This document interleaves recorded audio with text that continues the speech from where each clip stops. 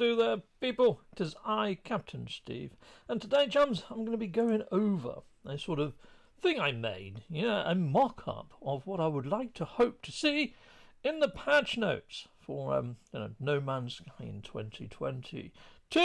Yeah, 2022. It's freaking going fast, isn't it? Well, hello there, Delta One. Welcome. Think you was first into chat. Dingus Malingus. Hello. Kate Bland. Dr. Pong. We got Good at Game, which is Damash Smash. Welcome to Mash Smash. Welcome. Wolfie Farquhar. Hello there, Wolfie. Thwack. That is. It's Klingon.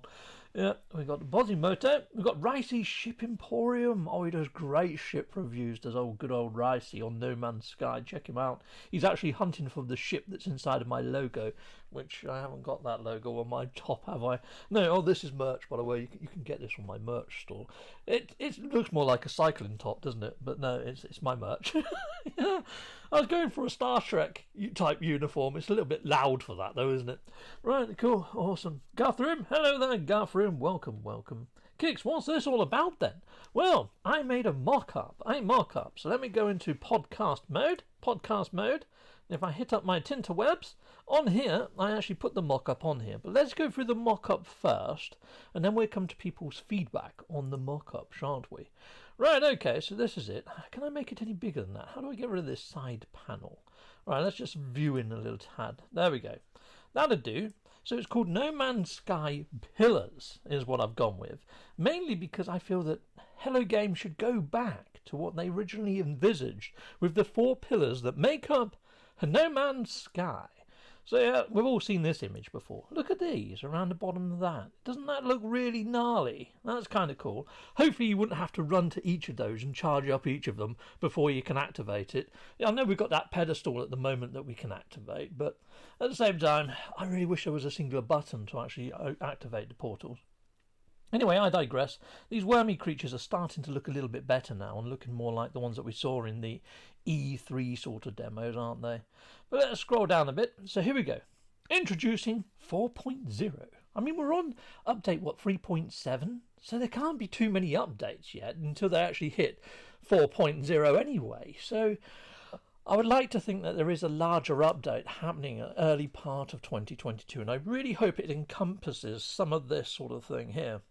Now, rather than me actually read exactly what's on the screen, because I'm hoping you guys can read that, let me see if I can get in a little bit closer. There we go. That frames that a little bit better.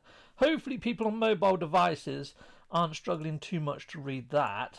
There we go. That's framed it. There we are. Awesome. So yeah, explore, fight, trade and survive were the actual elements that made up No Man's Sky. A lot of people say No Man's Sky is a chilled exploration experience. Well, if you go by the actual original trailers that sold the game and got me to actually pick this game up in the first place, there was 4 pillars: explore, fight, trade and survive.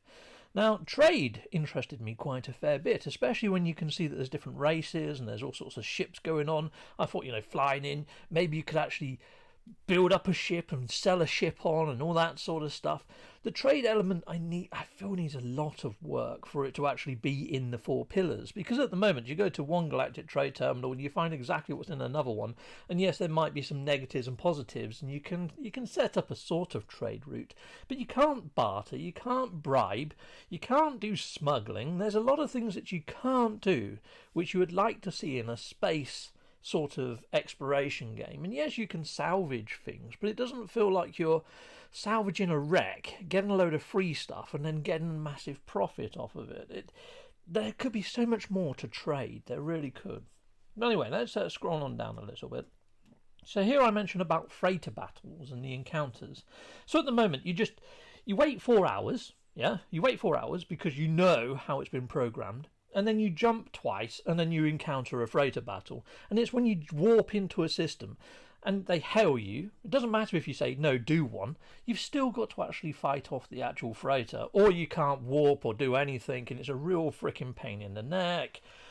I really hope that they decide to tweak that. We have conflict scanners and we have economy scanners. We could use those scanners to actually find a high conflict zone that's got a high technology area. That way, you can look for a place where there's going to be a war, so there's going to be 2 raging factions. Pick a side And, you know, one of them might have an awesome freighter, one of them might have a shite freighter. You might want, well, I'm picking their side. I want that freighter. You know, you help them out, decimate the opposition, and they let you command their own freighter or something. You know, that would be pretty darn freaking nice. It'd be nice if you could actually swap out the turrets on your freighters as well and things, and customize the actual aesthetic look, not just the coloration. But, you know, if you've got like those big storage balls, maybe you might want to swap those out for square containers. Things like that, subtle things that you might be able to change the cosmetics on your freighter. But anyway, I digress, I'm going off the point slightly. So you use your conflict scanner and your technology scanner. So a high conflict zone with high technology, you're bound to find an awesome freaking freighter that's a blinking war machine. You go to a really crud area of space, and you're going to find a C class or B class. Then it gets rid of all that randomization balls, doesn't it, to be fair? So, yeah, I think everything's in the game right now that they could utilise to make this happen. And it'd be nice to, if you do choose a faction in the warring factions, that you get a higher sort of reputation. Say, like if you side with the Korvax over the Gek, you know, the Korvax are then going to treat you better in Korvax systems. If you upset the Gek, then when you go to Gek places, then it's not so good. Yeah, back to chat. Warfy says that he's not too well. Well, sending you some well wishes there, Mr. Warfy. I hope you feel better soon, sir, and you're able to get yourself out of bed. Yeah, so we've had quite a productive morning. Well, I say we. I haven't so much. Ivy has. Ivy is redoing our curtains right now. I would turn my laptop that way, but it might pull my mic off. But yeah, she's doing a little bit of home decor redesign. But I'm fairly sure on her channel she'll be putting up some sort of, I don't know, house walkthrough type video thing at some stage. Anyhow, let's scroll on down a little bit further. There are many more but yeah, so here we go. So station ownership. Now, we've had the station override in-game. We've got given it in Expedition 3, the expedition that's just passed. Oh, what was that? I had a ching-ching noise happen. Okay, what just happened there? I'm waiting for something to pop up on my screen. When I see it, oh, Guthrum just super chatted £5. And yes, there's my little swanky animation. Awesome. Thanks for the donation there, Guthrum, with the £5.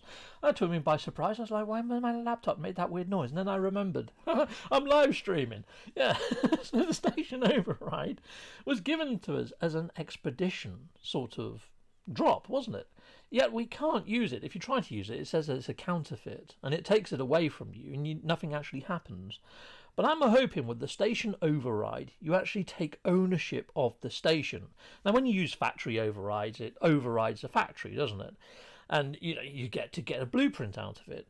So overriding a station, what exactly is that going to do? I mean, the actual core says about flight path. So it could just be that you get to choose the type of ship that flies in and the class that it is, to save you having to wait around, which is another dead gameplay element, a bit like the freighter sort of spawning that we've got right now. I'd say that's dead gameplay, just waiting around for something to happen by sheer freaking chance. Yes, a game is where you rely on skill rather than chance, otherwise it's gambling, isn't it? So anyhow, I'm hoping though, if you do get a station and take ownership of it, what I would like to see happen is you can actually choose whether you want to register it as a hub. And registering it as a hub, because loads of players, loads of content creators like to create hubs. Yeah, so you could turn on, say, PvP in your hub, so you could have a player versus player hub and have like dogfights in your system if you wanted to. Turn on PvP loot drop as well. So perhaps once you actually kill somebody in space in your dogfight, their grave marker appears, and when you pick it up you get like half of their stuff in their inventory or something like that. You could turn on 100% loot drop if you really wanted to, 50% or say 10%, something like that, so you get 10% of what that player had. And maybe there'll be a little slider for it, or some pidgets, or something for your actual hub controls. Then bounty system on players or visitors. So say if somebody does come to your system and starts griefing, so one of your other people can put a tag on that player to say, right, well, I'm putting a bounty on you, and you can choose whether you want to pay out maybe 5,000 nanites or 50,000 units, and other players can go and hunt down that player, kill them, and they get the reward that you've set up on that bounty. A little bit like what's in Star Citizen. Star Citizen, I quite like that. That's pretty nice. That's a pretty cool idea. Yeah, so Ricey has said, yeah, extra ship garage. What I was thinking is, inside of your freighter, you've got like 9 landing pads, haven't you? 9 landing pads. But only 6 of them can be occupied by your ships. Wouldn't it be cool if you go over to a console and you can press a button that swaps the landing pads around the opposite way? So you could have a different 6 ships, so you could have a total of 12. So it just rotates the landing pads. And you get like, that could work seriously well. So you could just spawn in 6 different ships, so you got 12 total in there. So yeah, ship garage, that's another separate idea. It's not in this patch note, but it quite easily could have been. Oh good, I just had another one pop up. Donovan Hutchins, you just super chatted me £10. Well, $10. Well, thank you very much for those $10.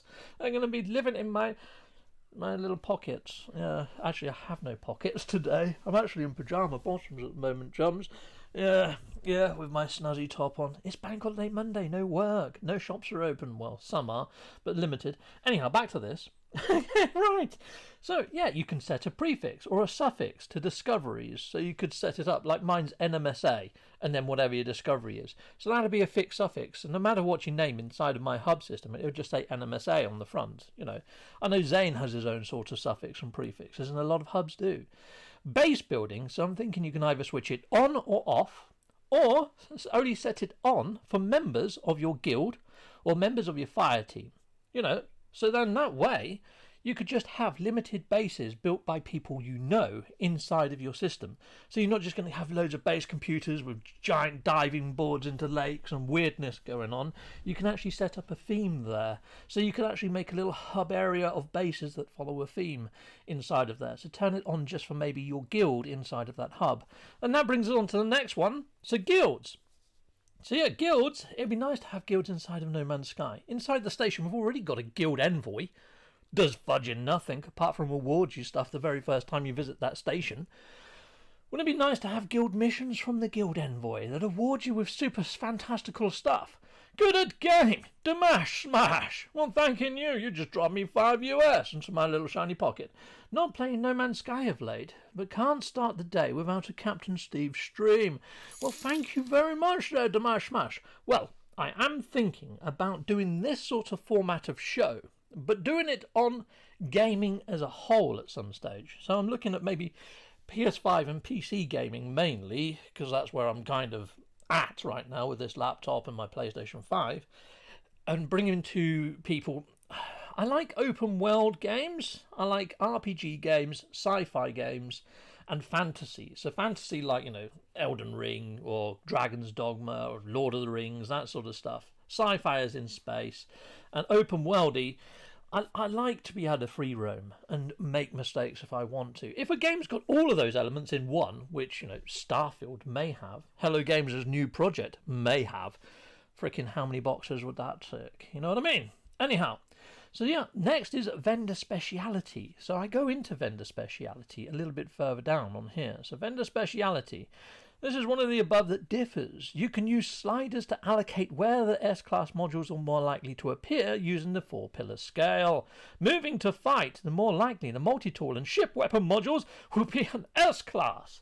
So it's still randomized, but you can tweak sliders when you establish your hub to actually set where you want it to be. So you might go on to fight, but you might have a little bit on survive. If you did that, maybe you might get a few S-class modules inside of your exosuit, and maybe inside of your exocrafts.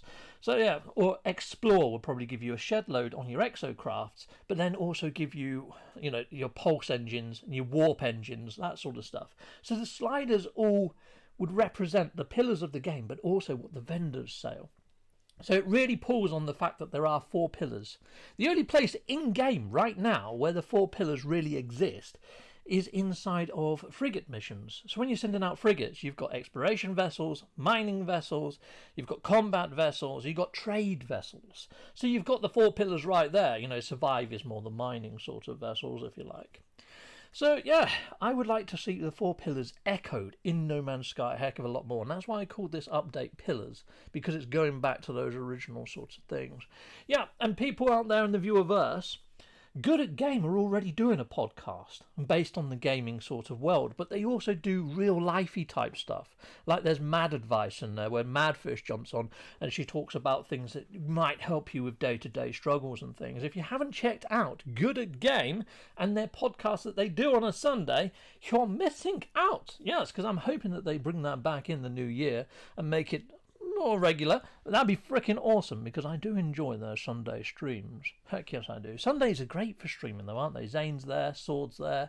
I usually chuck something out in the morning normally. Yep. Okay, so here we go. So guilds, when turned on, will allow you to set up a fire team, armor skins and ship skins. So it'd be nice if you are running a mission together that all your ships have the same coloration and so does your multi-tool and your armor and you look like a squadron. That'd be freaking awesome, especially if you go up guild versus guild. I mean, obviously you can choose to run whichever colours you like, but I'm thinking more like Destiny when you had the guilds in there and when you joined them you could get different skins that were very much in keeping with that guild. It'd be nice to set your own guild colours for your guild. I know it's just a little thing, but it'd be cool if there was guild events, like guild versus guild, almost like a capture the flag or whatever. Oh, Good at Games says, heck yes, Steve, back at the podcast super soon. Awesome, Good at Game. That'd be freaking awesome to see you back up at that and doing that on a regular basis, because I enjoyed looking forward to watching them. Excellent, eh? I also liked, the art with Madfish as well, and her paintings that she did. They were really relaxing to watch and quite cool. Kind of inspirational, making me think, should I go into my garage and get out to canvas? But yeah, it's cold out there. It's cold! Freaking cold! Trade! Okay, so we touched on trade earlier, where I was talking about, the different sort of factions and wars and things like that going on in space and using your economy scanner to a more in-depth level. Well, yeah, it would be cool if those reputations that you build with the different factions offered you discounts. It's like with the GEC, if you give them some GEC nip, perhaps they might give you a massive discount on things because they're going to be off their frickin' nips, basically. Nips. Yeah, that's one of those innuendos, isn't it? But there we go. Anyhow, yeah, so, yeah, get a discount. Or you can bribe them, or... sometimes you've got like that higher rating where you've got like 5 stars and you can actually call like the police onto the galactic police or the sentinels onto somebody and things like that. Maybe you can do some of that, all sorts of things. So yeah, I think the trade system at the moment is very basic, and there's not been anything really on trade apart from they've thrown in some different sort of economy systems like with nanites and now Quicksilver, giving us extra economic coinage doesn't sort of equate to a deeper trade system. Especially, they could tie those 3 economic items to the different factions. It's like nanites, perhaps the Korvax prefer them since they're made out of Korvax frickin' blood. The Viking, perhaps they would trade with Quicksilver, And maybe the GEC, they love their frickin' units. We all know they love their units. It's just that Quicksilver seems to only be a trade commodity that only exists in one place and one place only, and that's inside of the Nexus. And that's just for picking up the Quicksilver items. So it almost feels like a crypto coinage or something created by Nada and Polo, doesn't it? Yeah, it's our equivalent of... That's what it is, isn't it? Pretty much a cryptocurrency. Anyway, let's scroll on down. But trade definitely needs some work. Now, I'm not the best brain for trade. I'm shite at selling stuff. Yeah. Grey Wolf says, oh, bummer. I hate missing most of the stream and being dropped in the middle. Don't worry, you're not really in the middle, per se. Yeah, we're not too far in. We haven't scrolled that far. We're halfway down on the scroll bar, and I'm going to be looking at people's comments in a bit. Anyhow, so there we are. Okay, so explore. Planets will now also be affected by the 4-pillar scale when it comes to resources found upon them. We already have that to a certain degree, but not to a massive one. So yeah. High wealthy systems with higher value resources more so than before. There we go. Some planets may gain apex predators. Apex predators? Nice. For larger and more dangerous fauna, some being able to smash terrain and flora, like the rhino in the E3 demo. I would love to see that happen. And I'd like to see majestical type Diplos appearing as well. Now the Viking may prize a task mission to hunt these creatures and drops for the larger rewards and reputation. Now, the Viking do look like a hunting-type warrior race. They remind me a bit of the Predator in the movie The Predator. So if they did task you with going and hunting down some of these apex predators, perhaps you can pick up their bones or some sort of asset from the creature, or even capture the creature, or pet it, actually tame it, and take it back to the Viking for massive pointage. Perhaps they could reward you with Quicksilver, or maybe they need to add in a different currency for the Viking if we've got units, nanites, and if Quicksilver is nanite, anomaly based, perhaps we need another one for them. I don't know. But these giant fauna can be found on land, in water, or even in the sky. So yeah, I'd like to be attacked from the sky. You know, ever heard of pterodactyls or thunderhawks or terrorhawks or whatever you want to call them? Yeah, they can attack you, and condors and stuff, or even bats. Evil bats. Devil birds? Yes. Planets that have such fauna will have indicators and will have a challenge for any player. So yeah, just like we have now where it says aggressive sentinels or anything like that, it could say giant fauna and then give it a star rating. Like, you know, if it's 2-star, then it's probably a giant diplo that might trample you, but it's not going to be a giant wolf that tears you limb from limb. You know, so maybe if it's 5 stars, it's a giant T-Rex, so it's going to do exactly that, or a giant freaking kraken in the sea, because it's not going to tell you where the bloody creature is. You're going to have to go down to the actual planet, and maybe the Viking can award you with some sort of scanner to help you locate these terrible faunas. Yes, and they could be in the sea, they could be in caves, they could be in the sky above you. So add in a shed load of giant freaking fauna. Whenever you watch a space movie, people, one of the things that intrigues me the most is when you come across a giant space alien creature, because it really sets your mind going, doesn't it? It's like the Rancors in Star Wars. One of my favourite things in Star Wars is the Rancors. Is this actually live, says Barry Muckiana? Yes, Barry Muckiana. Yes, it is. And I just completely minced your name, Barry. Yeah. Brilliant. Awesome. Yes, it's live. It's live. So definitely live. Right, so yeah. Cave fauna, a new species to be added as well, that can climb and scale the walls. We've got them that already do that inside the derelict freighter, so they've even got the frickin' code, so they can just apply that code onto some little creatures. I would like to see wormy type ones that glow, snails, slugs, all glowing and stuff like that, have gnarly appendages to them, even slugs with frickin' legs, who knows? Centipede type ones, anything. Just go to town on frickin' cave fauna, large, small, medium, whatever. Lots more cave fauna, because at the moment you just find a frickin' hamster inside a cave, the same hamster that you can find on the frickin' surface. It doesn't really make sense. You know, look in our own caves in our own world. Have you got like giant gerbils running around in caves? No, you frickin' don't. No. Well, you might, but not so much. You get like bat creatures or slightly blind creatures that use sound and shite. Go to town on that. Yes, could really listen to Steve talk sci-fi and fantasy just generally. Heck yeah, good again. You know, I might do that. I might actually branch out into that. Maybe throw up a few videos on some stuff that I've found online. Get your guys' opinions on it and takes and stuff. Because I'm always coming across cryptids and weirdness and strangeness that I view. And I'm like, is that real? And in my head, I'm like, yes, that's real. But then if I pass it on to you guys, you'll be like, don't be silly, Steve. That is not real.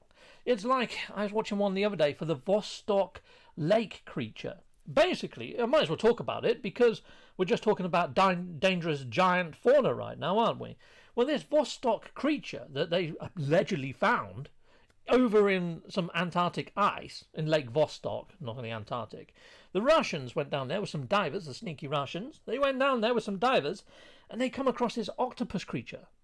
Unlike any other octopus creature on Earth, this octopus creature would mimic the divers, folding all of its tentacles and make it look like a diver and move towards them like a diver. That's my impression of a diver. And when it got close, grabbed them, ate them to death. Ate them to death, people. Yes. So there we go. That's it. So look up Lake Vostok and the creature that the Russians apparently have snuck out of there and weaponized. I don't know whether they're going to drop it from a plane. That would just get messy, wouldn't it? I mean, where can they utilise that apart from against the Navy or divers? No, it is a useless creature. But at the same time, interesting story. Yes, here we go. Some of your old planets, the fauna may have changed. Yes, so cold biomes, I think they should have more dense fur, big thick coats. Hotter planets should have scales. Humid ones, amphibians. Toxic and radioactive, maybe mutations, giving them 2 heads. Or even making creatures like in Lake Vostok. Yeah, that could be a thing. Brilliant. Well, hello there, Dad's Game Time. Welcome, welcome. So you're going to see lots of, if you're new to the stream, people, you're going to see a lot of links popping up that Wharfie's popping in for other content creators in the stream. Thank you very much, Wharfie. But yeah, a lot of them do No Man's Sky content. So if you like what you see here, you're probably going to like what you see there. So hit them up, or subscribe if you can, and watch back their stuff. See if they're for you.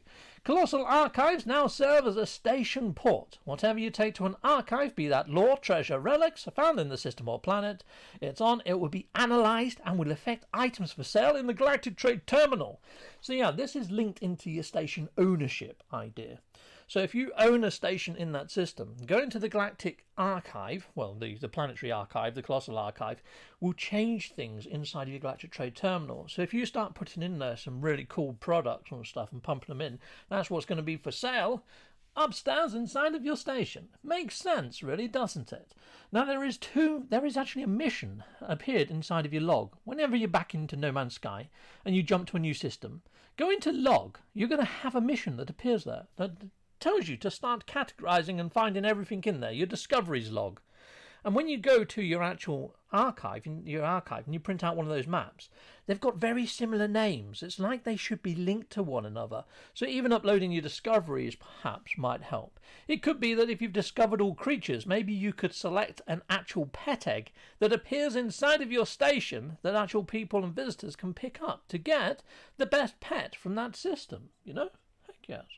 Okay, so X-class modules can be found in relic sites along the normal treasure found in derelict freighters, and some aren't just enhancements to module stations, but new weapons tag. Awesome. So yeah, that could be a thing, couldn't it? Because at the moment you just you go to a relic site, you dig them up, and all you know you're just going to get something you can sell for units. So once you're unit rich, you don't visit relic sites, you don't go to them anymore. But it'd be nice if you could pick up massive chunks of lore from there, maybe some X-class modules from there. You go over to your freaking archive site, upload that, and it appears with your vendors inside of your hub-owned station, that is. You know? That'd be freaking awesome.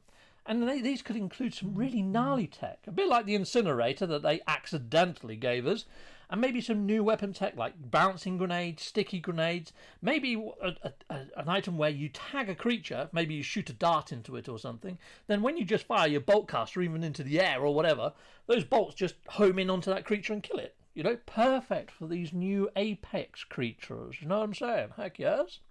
Dr. Pong, I feel you, Patrick. What did you say about Patrick? I kind of missed that. Darn, I was too freaking slow. I feel you, Patrick, but it made... Okay, nice.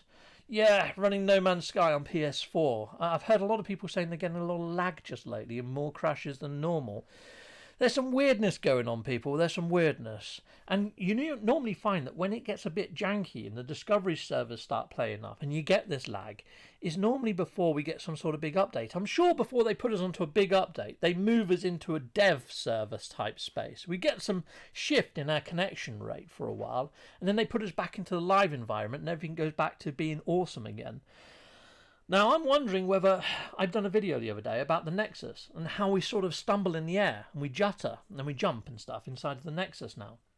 I'm wondering whether we're in the dev environment inside of the Nexus where they've left in a few block-in volumes. They did talk about giving us 32-player lobbies. I'm wondering whether we're going to get an expansion to the Nexus or a complete Nexus overhaul or anomaly overhaul, whatever you want to call the damn place. But yeah, I'm wondering whether we're back in the dev environment right now, people. Anyhow, additional planet biomes. So, I don't like biomes. I wish that they would have done exactly what they said in the GDC 2015, where they said that their biome would be a super biome governed by sliders based on your position from the moon or sun or whatever, and adjacency planets and what's in that system that would generate your planet. So they called them super biomes, and there wasn't a biome per se. But I think we've gone too far down the biome road now. I mean, it's like even the cooking stuff, and you can only find frost crystal on frost planets and blah, blah, blah. We're too stuck in the biome mix now, people, I think, to get away from that. So I've put down some additional biome types. So tar biomes. So yeah, we don't have any tar pit type worlds or anything like that. So maybe a tar type planet, you know, where it's got different oils and textures to it.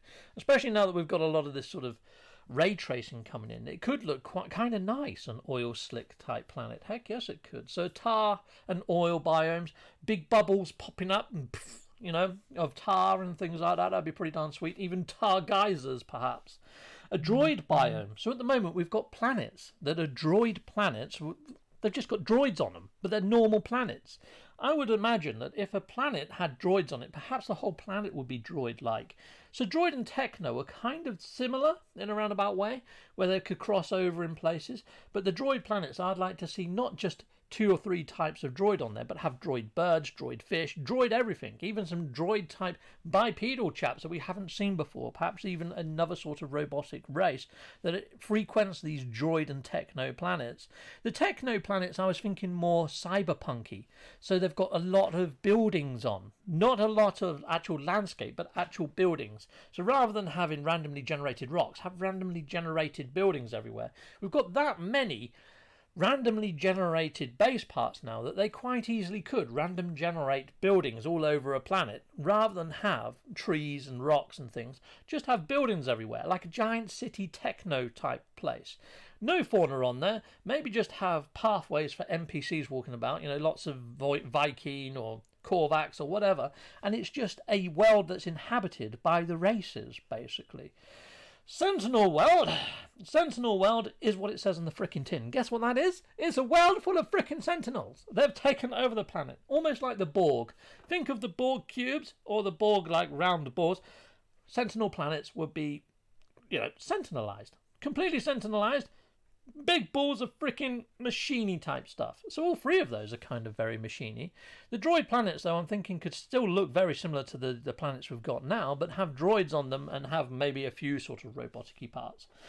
Oceans, so oceanic planets. I think maybe we should have that Star Wars, where they come down onto the clone planet, where they've got all the clones and things, and you land on like a little spacey type bridge thing, but then the rest of the planet is just freaking oceanic. It's just a deep, massive ocean. So just have a few stations or landing pads, or even floating vessels in the sea that you land on, and then you jump off. You can use your Nautilin, probably best to use your Nautilin, and add massive, massive sea fauna in there. I'm talking huge krakens, like the Vostok freaking monsters, going to tear you limb from limb. And the reason why I've added these next 3 in, oceans, dune and jungle, is they would be perfect for giant apex predators that suit those environments. Oceans, giant krakens, octopuses, giant sort of underwater leviathans. Dune would be awesome for sandworms, giant great big mole type creatures, yes, like golden moles that eat you from underneath the ground, all sorts of weird stuff that they could stick in the desert. They could even have some sort of sand shark. I don't really care. Just giant frickin' sand creatures. That'd be nice. Jungle creatures, yeah, heck yes, you could have all sorts in there. You could have some with like aptip camouflage and all sorts of other gnarly stuff and things. Yeah, Planet Camino, exactly that, Radion Oakman. I was trying to think of that in my head. Would it come to my head? No, it would not. Yes, heck yes, Radion. Same level there. Nice one. Quick, wicked, excellent. Yeah, so jungle planets, I'm thinking add in those freaking majestic beasties, those giant sort of well-animated Diplos that we saw in the E3 trailers, and add in the freaking Diplo chunks and the giant eggs so I can complete my catalogue. Hello Games. Heck yes. You need to add in those majestic sausages. Yes, you do. Yes, that's why I put a little Diplo over there. He's not quite a majestic one, is he? He's quite an ugly one, really, to be fair. But anyhow, they're the 3 sort of additional planet biome types. Oh, and then there's Relic as well, a Relic one. So a little bit like what I was saying about the techno worlds, where it randomly generates buildings all over the place. Randomly generate relic sites all over the place. We've got enough base parts for them to start doing this sort of stuff now. We really have. So they could actually generate relic bits everywhere, cover them in lore and knowledge stones, so you can really pick up all of your knowledge super duper quick. Heck yes. It's like these the droid planets. The resources on there could be a load of salvagey type tech that you can pick up. On the tar planets, perhaps because they're so hot and tar, add in loads of crystals. So the blue crystals, red crystals, yellow crystals, all the different crystal types. Litter the planet in those, as well as tar. So it's hard to get to them, but when you do get to them, you're picking up a shed load of resources. Or you could just fly over the planet and shoot the crap out of it and get a load of resources, which would be pretty nice. Heck yes. That's my alarm to go pick up Ivy, but she's already here. Awesome. Nice, because it's a bank holiday. Right. So here we go. We're going on to fight. So, yeah, we're getting through these pillars relatively quickly. So, as you can see here, fight is quite a biggie inside of this one. Now, Hello Games have already done quite a lot with fight, if you think about it. All the particle effects and explosion effects have had a massive, great big overhaul. They look far better. They sound a lot better. So it does make you wonder whether they are working on something fight-related. Well, it does me, anyway. Especially since, when they added in the incinerator, they've actually programmed in the haptic feedback. If that was an accident, it was before PlayStation 5 and before the haptic feedback, yet the incinerators are programmed with haptic feedback. I don't think it's something that they've shelved forever. I honestly do think that the incinerators are going to be coming into game because they have programmed in the haptic feedback. So yeah, I think it's going to be coming in. Radion Oakman says, "Hi Ivy." Hello, I'm stitching. Yeah, she's changing the length of our curtains right now, people. Yeah, she's on a mission. Freaking awesome. She's been watching a lot of designing type programs, and I say the curtains should just touch the floor, so she's doing that to our curtains right now. I told you that before. You're the one who likes onto here. It's ugly. Yeah, I'm getting told off now. Right, anyway, back to No Man's Sky. Right, awesome. So yeah, so you've probably read what's on screen at the moment, people. But the main thing is there's going to be Sentinel strongholds, or at least I hope there'll be Sentinel strongholds, I should say, on the Sentinel worlds or extreme Sentinel planets. A little bit like how derelict freighters are randomly generated and we run these procedural dungeons in space. I would like to see them on planet surfaces. The Sentinel stronghold, if you manage to raid it, get to the center and deactivate its core, perhaps it could neutralize the Sentinels for about 4 hours, so you can run around and grab all the Gravitino balls that you like.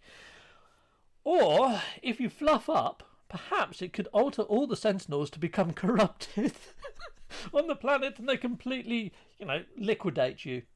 Yeah, and maybe unlocks a new 5-star Sentinel type, like a giant Sentinel spider tank. That'd be freaking awesome. Yeah, so depending on how you do. Yeah, there we go. Now, pirate encampments. I'm thinking a lot of the time you get raided by pirates in space, but where do they live? Where do they come from? They need to have a base on planets inside of high pirate systems. And I think that should be another thing that you get to pick up on the side of your conflict scanner. High pirate system. So you can go to this high pirate system, land on a planet in that system, and they may even approach you inside of ground vehicles like exocrafts, and you may have to bring out yours to battle them. And doing damage to their exocrafts, maybe you get new tech for your exocrafts. Yeah, that'd be pretty nice. Yeah, RJ Tablet says it would be cool to have your own pet sentinel. Yes, it would, and that is actually in the lore. It's actually in the lore. So, yeah, it's actually in the lore that you get your own pet sentinel, and it's called Laylaps. Laylaps is a pet sentinel, one that the Traveller reprograms to help do its bidding. So, yeah, I would like to see that, maybe as a perk or a pickup for turning off a sentinel stronghold. Good idea there, RJ Tablet. Awesome. I did do a video on having sentinelized pets ages ago. When we got the companions update, I said maybe we'd get sentinel pets. I've done a video on that one, RJ. Heck yes. So, yeah, Ivy.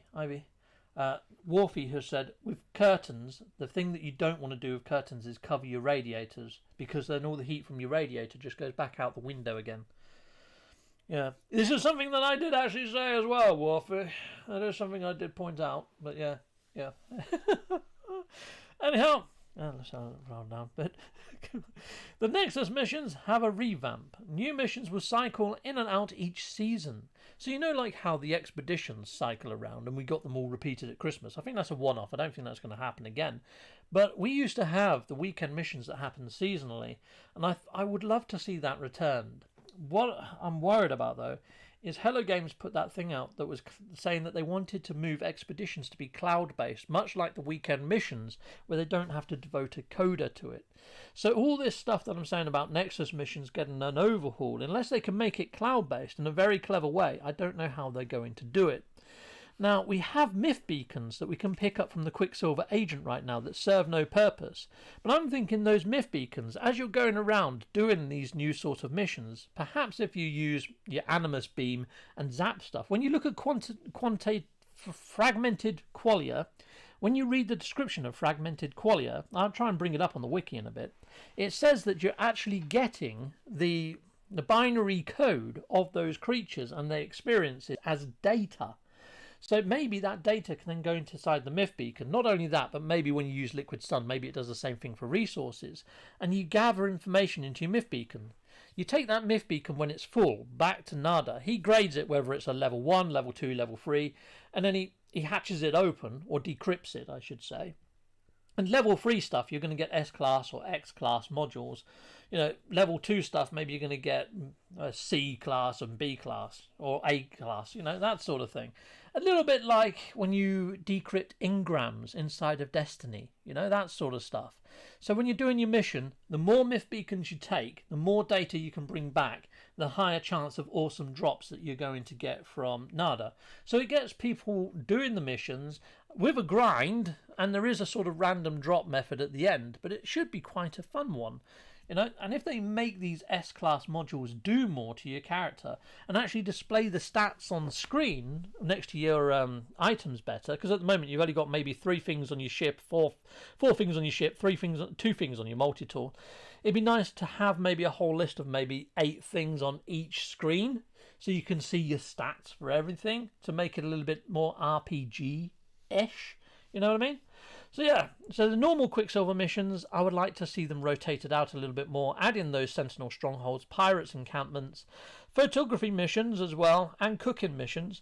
Helios can grade your photos, so if you do go out in the fire team, you look at all 4 of your photos and randomly assign, or maybe they can use some sort of AI sort of algorithm to work out which is the best photo. And the same with Kronos with cooking missions, adding some cooking missions so people get their cookery catalogue filled out. And yeah, you can grade whose tastes the best. And all you're going to do is just maybe get whoever in your fire team's got the best, maybe gets a 20% uplift to their Quicksilver when they hand their mission in. Second place gets maybe 10, third place gets 5, and last place gets 0. You know, that sort of thing. Something like that, or some fairer system. Yeah, and Ancient Bones, Tethys does the same thing. He grade them. So just to add a little bit more fun when you're running in a fire team to say, ha ha, yeah, he liked mine more than yours. That sort of stuff. It's good fun. I mean, when me and, what's his face? Meogi. When me and Meogi do our cooking, our bake-offs, it's really cool to see what Kronos says when you're comparing what he says from my bake to his bake, because it equals points. And points equals winner. Yeah, winner, chicken dinner. It's just a little extra bit of competition amongst friends. It's great. Awesome. So Dr. Pong says, I want violent pets, ones that kill everything that's not you. I was disappointed in Expedition 3, my pet not killing anything. Yeah, inside the patch notes it said that pets would actually take out all of the hazardous flora. But no, it doesn't. It doesn't really. Yeah, cool. Oh, it was Ricey. It was Ricey that actually mentioned about covering the actual radiators with curtains. What are we going to do? So we're going to have... what do you call it? The one that you can draw. Blinds. You could, I suppose you could. Yeah, the radiator's in the wrong place, really. They shouldn't really put them under windows. It's a silly place for people to put radiators, but if they put it on this wall, it'd be behind our sofa. So every wall it gets covered. Yeah, so not the best things, radiators. Blinds that can fold. Yeah, I think those air conditioners that put out heat, they're good ones, aren't they? Okay, so here we go. Yeah, so another thing, I also feel that the space anomaly, they have talked that the space anomaly can traverse space and time, and also we've got a simulation going in there that houses Artemis. So I'm wondering maybe the actual Nexus or the anomaly could shift into an alternate realm of space, like a sub-universe. So you can jump the whole Nexus into a subverse of the system you're in. So say I'm in my hub zone, I could then make the Nexus take me into a parallel dimension of that same hub zone. So it's the same system, same planets by name, but then all the planets have got a sub-biome. So you might have a lush, corrupted, you might have a frost world, glass, you might have like, a toxic planet that's fractal generated, or a red water planet. All these things that I've put here, the lore mentions. So, infested, nested worlds, corrupted worlds, glass worlds, worm-riddled would just be like what we got in Expedition 4 with all of those worm nests as a sub-biome. We've seen this already happen inside of that expedition. You can already get infested nest planets happening in our own verse right now. So these are just separate ones to those. So red water would just change all the water red. And you know that we keep getting them saying don't drink the water.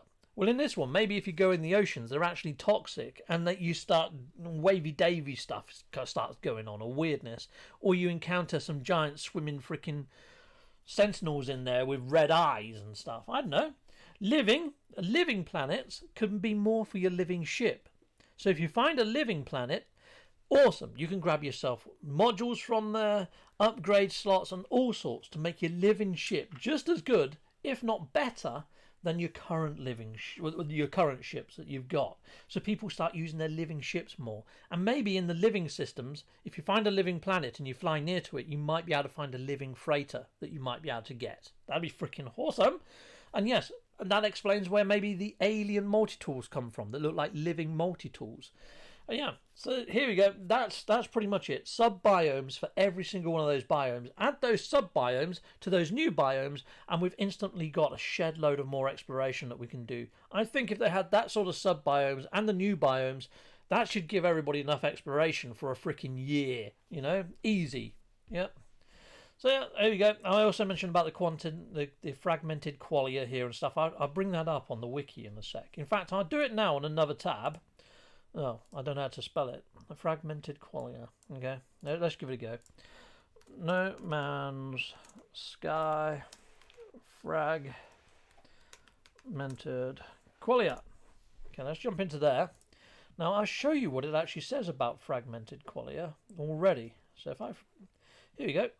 A pattern no more than a mere waveform, etched into the surface of tiny metallic shards. This fragment of data represents recordings of electrical impulses running across a neural network. Many fragments would be required to recreate any sensible experience generated by the interaction of the NMS beam with a living target. So it basically melts down that target, takes all their binary code, but it's going to take you a lot of killing to get anything sensical. So I'd imagine do that with a lot of things. Put it into your myth beacon, take it back to Nada. He sort of translates it. Boom, you get a prize. I mean, down here you actually had to use seeds of glass to actually make this thing. So this was part of the living ship missions, and all these things that you're seeing down here are mainly part of the Starbirth mission, which doesn't really have no rhyme or reason. But if we added in that sub-biome inside of the void system that you can jump the Nexus into to do these missions, it all starts making tangible, logical sense.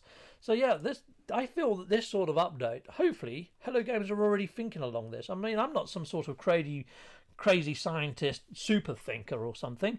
Hello Games, they've probably all sat round a freaking boardroom table throwing ideas out there, and that could be why we got living ships in the first place, because they wanted to do something like this, but it takes a lot of programming.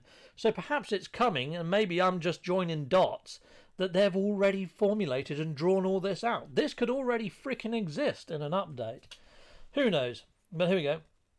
So Survive. So with all of the additions that I've mentioned before, I don't really think we need to go into Survive all that much, because it kind of feels like there's a lot of survival in there, especially when it comes up to freaking predatory creatures and giant fauna and all sorts of other stuff. Heck yes. Mental. Living Planet sounds super cool. RJ Tablet, thanking you. Nice. Yep. So P. Thraser, Captain, what's all this now? This is a mock-up that I made on Photoshop. Well, I didn't make the template. The template was actually made by a friend of mine that sent it over. Nicolo Tajeski. I can't really pronounce his name correctly. I've got it on my my comments page over here. Nicola Tajeski. Yeah. I can't do it. But he sent me over this a PSD file, and then I opened it up inside Photoshop. So here we go. Here I've got Photoshop open right now. But inside of here, inside of Keep, I've got a template that he sent me. Where are you? Template. Here we go. So this is the template that he sent over to me. And then all I need to do is just move things about. It's all separated in layers. Nicely done. And it's very easy to use, to be fair. You can just build these quite simply. But look at the size. It's 189 meg. 189 meg! So yeah, he had to send me through a Google Drive and stuff like that. So I can't just share it out to anybody or everyone. And I'm not that technical wizardry when it comes to Google Drive and all that sort of shenanigans. Okay, right, so I'm thinking survival mode at the moment isn't very survival-esque, really, is it? You know? Survival mode's great, but permadeath's one step better. I don't know who would choose to go on survival rather than perma, so I'm thinking maybe survival mode could be rejigged a bit. Maybe you start inside of a settlement as a resident and you work your way up to being an overseer, and it's got a different storyline, and you have to actually cook and make stuff to actually sort of survive and live, but not only for you but maybe the other settlers as well, to actually grow that out. So it encourages people to use settlements a little bit more, because at the moment settlements are just a thing. They're just a novelty. It's just another a fuzzy dice, isn't it, to have inside of your No Man's Sky repertoire of things. Not some sort of crazy thinker. Oh, that's not true.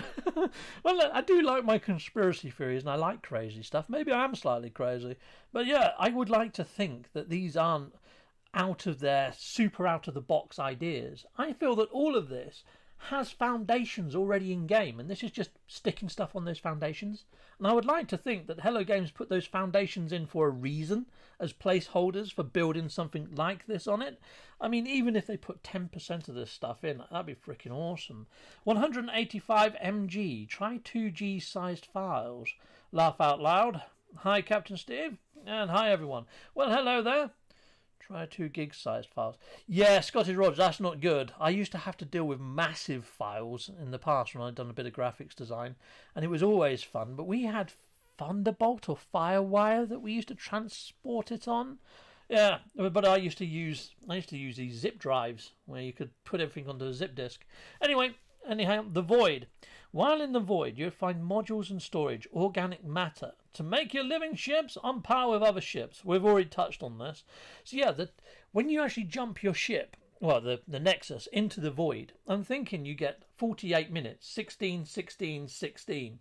And, you know, maybe after your first 16 minutes, a big 16 will appear on the screen, goes 16.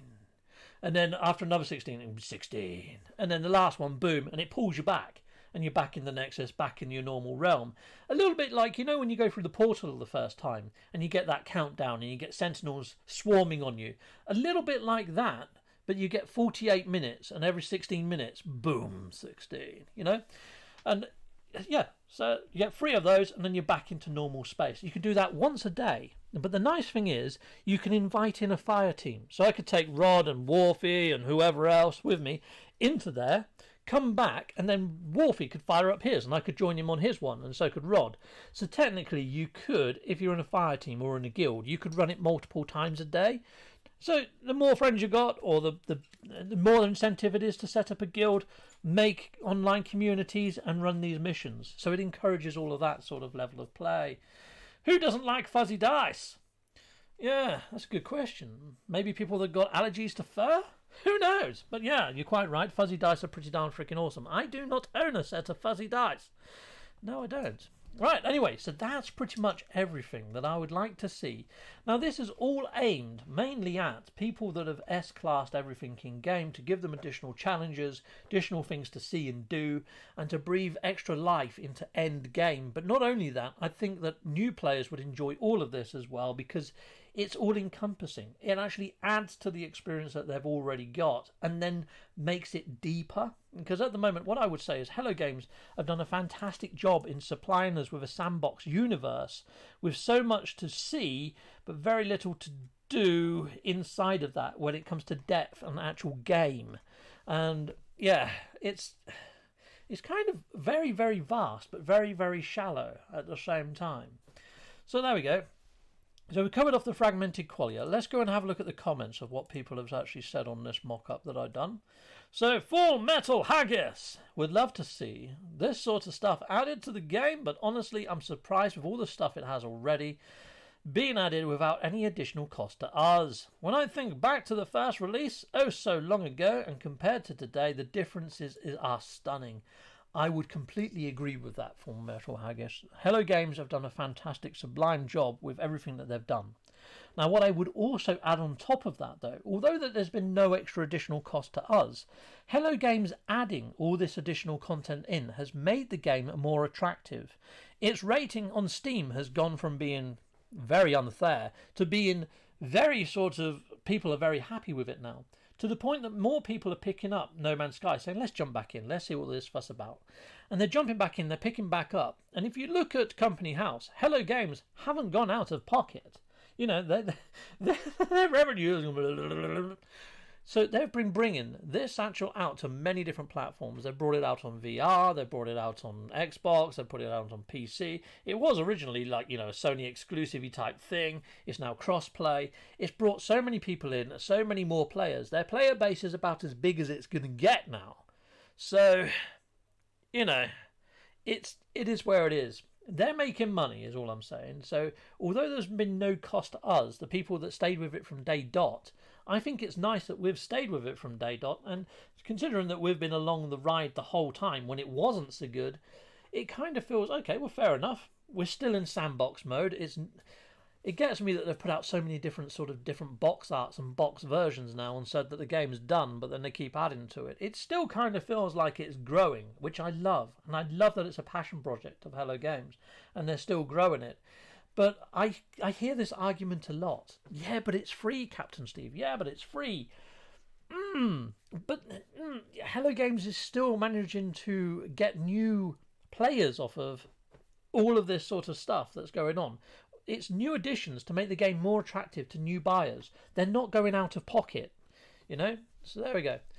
They will at some stage. At some stage they will. At some stage they're going to hit a plateau of new players. They won't be able to reach out to new markets. They can't get it on the frickin' Switch. They can barely get it on last gen at the moment.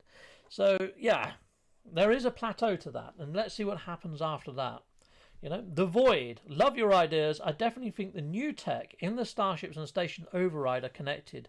Can't believe we haven't seen what the override does since it was added in the Prisms update.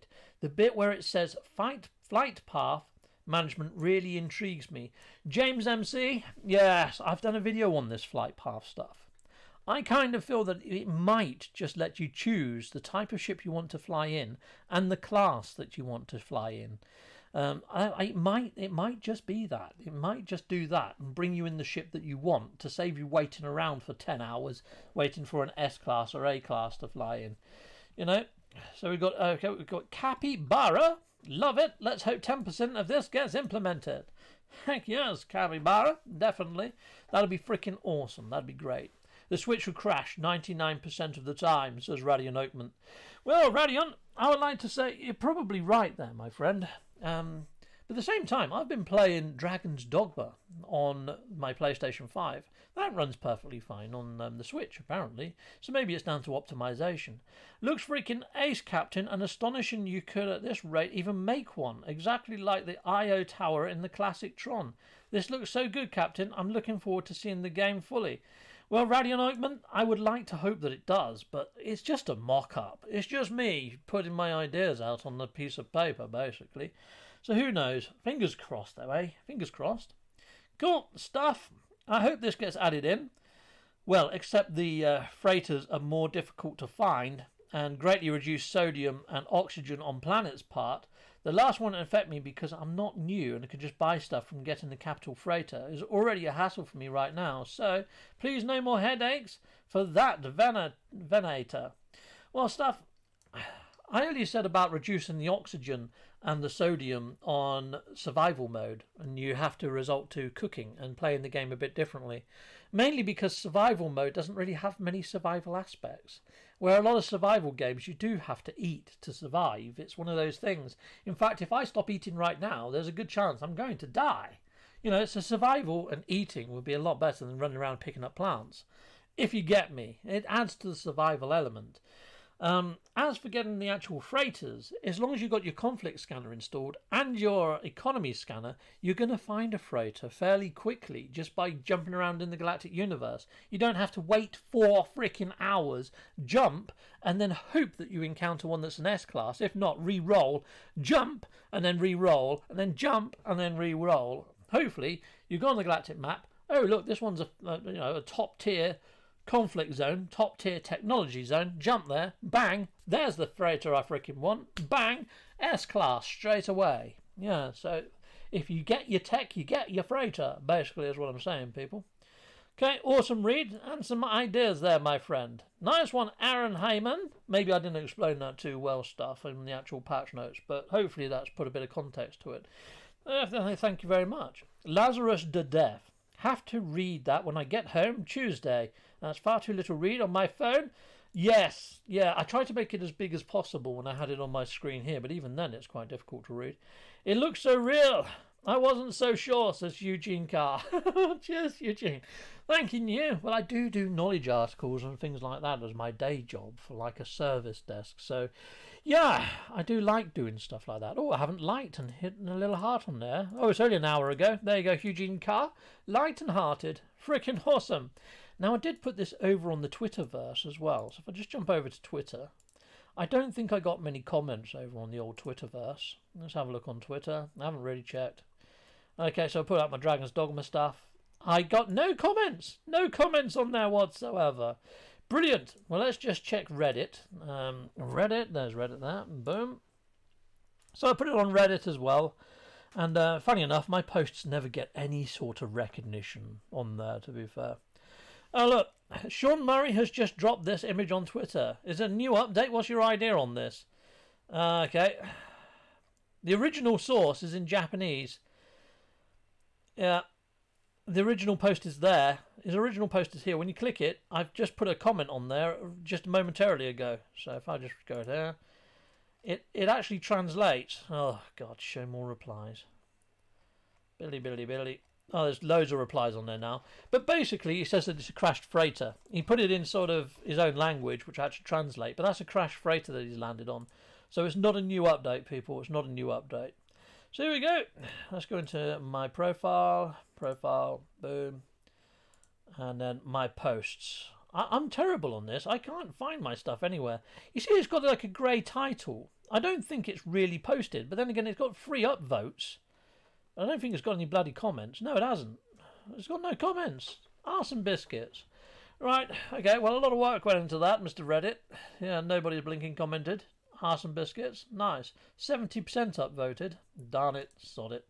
Right, so there we go. That's all the feedback on that sort of update. I'm glad you guys have given me some positive feedback in the verse and over here. Heck yes.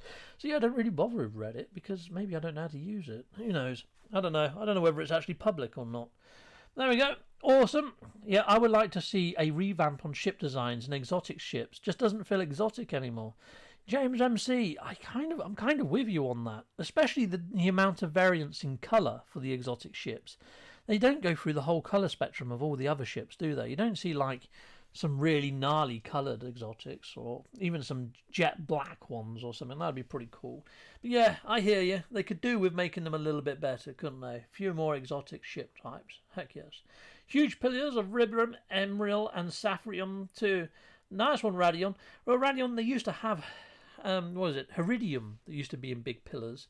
Even in the E3 demos, you had little crystals that look like little lipsticks sticking out the ground. I wish that they would randomly generate the crystals not to all just be shards of crystal, but maybe be blocks and things as well, or big encrusted gems in rocks and stuff, to make it feel a little bit more varied. It's like the hazardous flora. There used to only be one whipping ship. One whipping plant on planets. And I did a video on that saying, why all these whipping plants? I freaking hate these whipping plants. And then they added in some more hazardous flora. But it'd be nice to have hazardous flora with like vines that entangle you and you have to wiggle to get free. A little bit like when you're trying to escape from those eyeballs under the water. And in a lot more hazardous flora for certain planets. Like even ones that move, perhaps. You know, they've got little legs. They move quite slowly. Like triffids and stuff. And yeah, like the plant from... what is it called? The little pet shop or whatever it is. The little shop of horrors, that thing. Yeah, bigger Venus flytrap type plants and things. The Fraser says, always positive for your No Man's Sky content, Captain. Well, thank you, the Fraser. Well, I've enjoyed doing this format of show, and I do need to branch this out, I think, and do it for more things. Anyway, let's jump over to here. Let's go to Meogi. There I am. There we go. Haha, big screen. Hello there, people. Right, so yeah, it's it is what it is. Anyway, that's pretty much the end of my sort of little scribble, my little mock-up of what I would like to see come in 2022. I mean, I know that people have been putting comments on my previous video as well of things that they would like to see, but add them to this as well. I'll probably send this over to Hello Games via their Zendesk, because ideas. I've got a crease there. That looks a bit weird, doesn't it? My nice logo, my super duper merch. Heck yes. Anyway, people, I'd like to thank you all. Thank you for being here, and thank you for listening to me going through all this. Yeah, I need to grab myself a cup of tea. I'm getting a serious dry throat from all this talking. But yeah, hopefully I'll do more of these podcasts in the new year, and maybe just do it more around gaming and what I'm looking forward to and what I'm hoping to see, and maybe do some reviews of stuff in this sort of format and stuff. Who knows? But yeah, keep watching, because I'm fairly sure I'll come up with something, especially with this new tech. I'm enjoying using it. Until next time, people, thank you all, and thank you for your donations and stuff, the people that drop donations this stream, thanking you. I'll be putting up an end screen, and you will see sort of those things, that all the sort of donations I got this stream. So here we go. Let's click that. Oh, the music's going to come on a little bit loud, so just turn your volumes down a little if you've got your volumes on max.